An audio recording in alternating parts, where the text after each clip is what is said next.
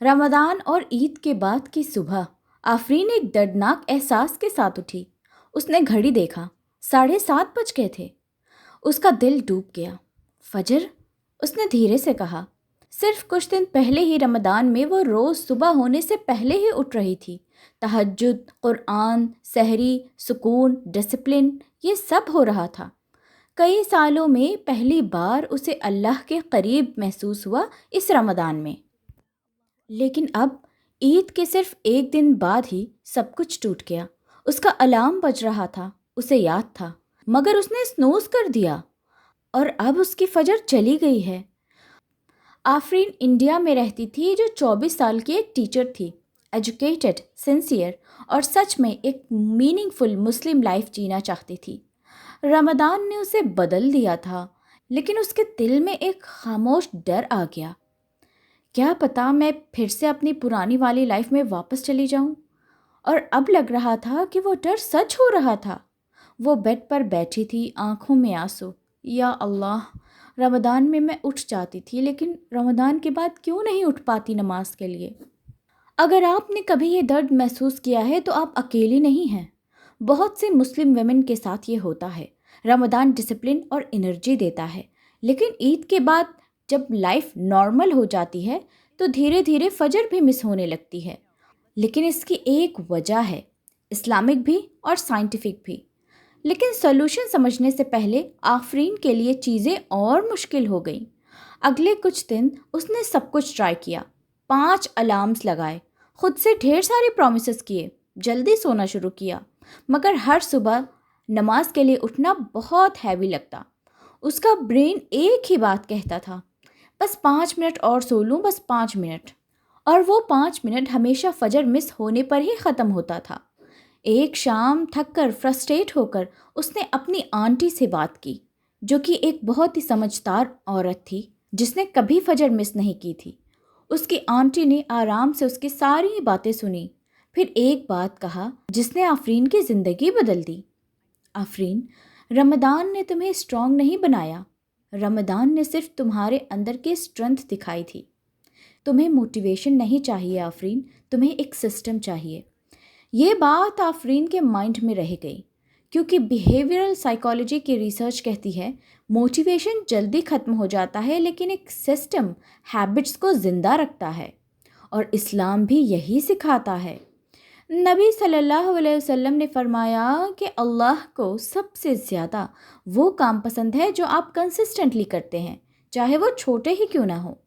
इसीलिए आफरीन ने डिसाइड किया कि वो रैंडम ट्रिक्स नहीं करेगी, बल्कि वो फजर के लिए एक सिंपल सिस्टम बनाएगी। पहले आफरीन खुद से कहती थी कि मुझे फजर के लिए उठना है। अब उसने अपना सेंटेंस चेंज कर दिया। अब वो कहती है कि मैं वो औरत हूँ जो फजर पर अल्लाह से मिलती हूँ। इस छोटी सी बात ने उसका पूरा पर्सपेक्टिव ही चेंज कर दिया। रिसर्च कहती है कि लोग हैबिट्स तब ज़्यादा टाइम तक फॉलो करते हैं जब वो हैबिट्स को अपनी आइडेंटिटी का पार्ट बना लेते हैं। फॉर एग्ज़ाम्पल, मुझे एक्सरसाइज करनी है, ये बात ज़्यादा देर तक नहीं चलती, लेकिन जब आप ये कहने लगते हैं कि मैं एक एक्टिव पर्सन हूँ, तब एक्सरसाइज करने की आदत आप अपने लाइफ में लंबे टाइम के लिए डाल सकते हैं। पहले वो सिर्फ अपने विल पावर पर डिपेंड करती थी, लेकिन आधी नींद में विल पावर काम नहीं करती। इसीलिए उसने अपना इन्वायरमेंट चेंज किया।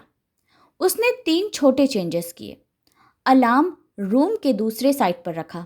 अब अलार्म जब बजता तो फिर उसे अलार्म बंद करने के लिए उठना ही पड़ता, और जब बॉडी खड़ी हो जाती बेड से तो फिर नींद थोड़ी टूट ही जाती थी।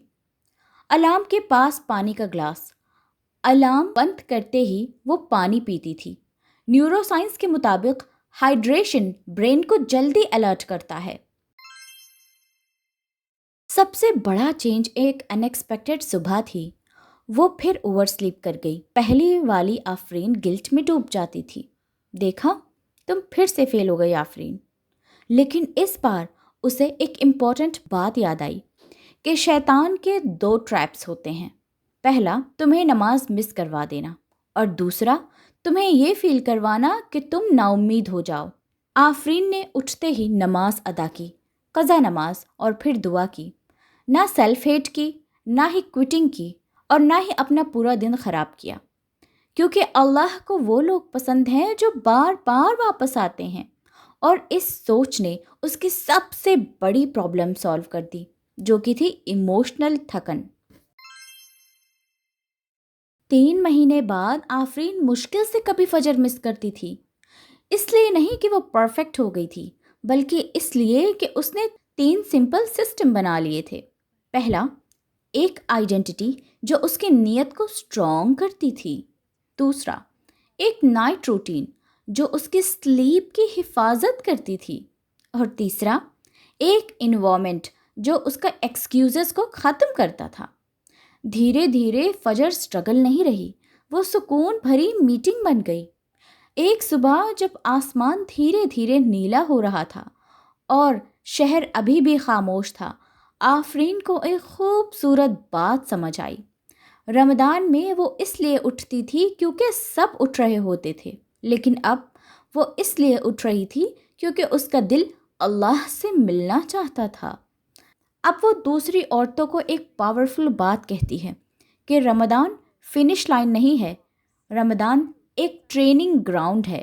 اصلی جیت یہ ہے کہ رمضان کی صرف ایک ہیبٹس سال بھر کے لیے لے جاؤ، اور کبھی کبھی ایک چھوٹی سی ہیبٹ جیسے صبح جلدی اٹھنا اور فجر پڑھنا، یہ ایسا بن جاتا ہے جیسے لائف کی سب سے بڑی ٹرانسفارمیشن کا دروازہ کھل گیا ہو۔